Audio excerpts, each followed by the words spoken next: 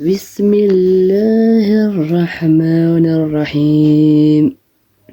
والنجم إذا هوى ما ضل صاحبكم وما غوى وما ينطق عن الهوى إن هو إلا وحي يوحى علمه شديد القوى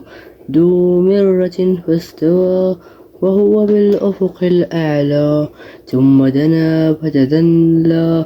وكان قاب قوسين أو أدنى فأوحى إلى عبده ما أوحى ما كذب الفؤاد وما رأى أفتمارونه على ما يرى ولقد رآه نزلة أخرى عند سدرة منتهى عندها جنات المأوى إذ يخشى سدرة ما يخشى ما زاغ البصر وما طغى لقد رأى من آيات ربه الكبرى أفرأيتم اللات والعزى ومناة الثالثة والأخرى ألكم الذكر وله الأنثى تلك إذا قسمة ضيزى إن هي إلا أسماء سميتموها أنتم وآباؤكم ما أنزل الله بها من سلطان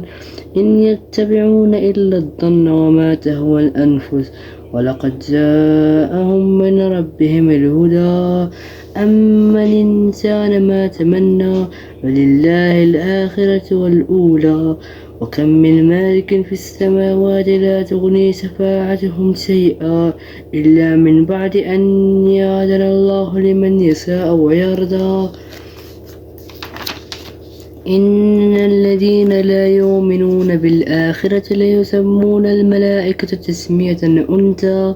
وما لهم به من علم إن يتبعون إلا الظن إن الظن لا تغني من الحق شيئا فأعرض عن من تولى عن ذكرنا ولم يرد إلا الحياة الدنيا ذلك مبلغهم من علم إن ربكم هو الأعلم بمن ضل عن سبيله وهو الأعلم بمن اهتدى ولله ما في السماوات وما في الأرض ليجزي الذين أساءوا بما عملوا ويجزي الذين أحسنوا بالحسنى الذين يجتنبون كبائر الإثم والفواحش إلا اللمم إن ربكم واسع المغفرة هو الأعلم بكم إذا أنشأكم في الأرض وإذا أنتم أجنة في بطون أمهاتكم فلا تزكوا أنفسكم هو الأعلم بمن اتقى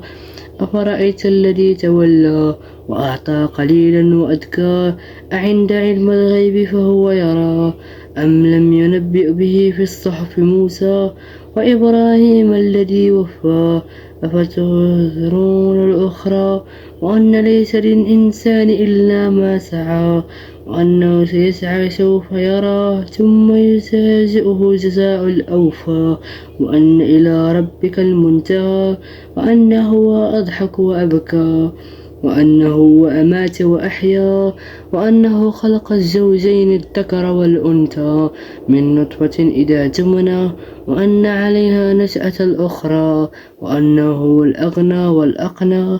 وأنه هو رب الشعرى وأنه أهلك وعاد الأولى وثمود دافمن أبكى وقوم نوح من قبل إنهم كانوا هو الأظلم وأطغى والمؤتفكة أهوى وغشاه ما غشى فإن بأي آلاء ربكما تتمارى هذا نذير من النذرة الأولى أزفة الأزفة ليس لها من دون الله كاشفة أفمن هذا الحديث تعجبون وتضحكون ولا تبكون وأنتم سامدون فاسجدوا لله واعبدوا صدق الله العظيم.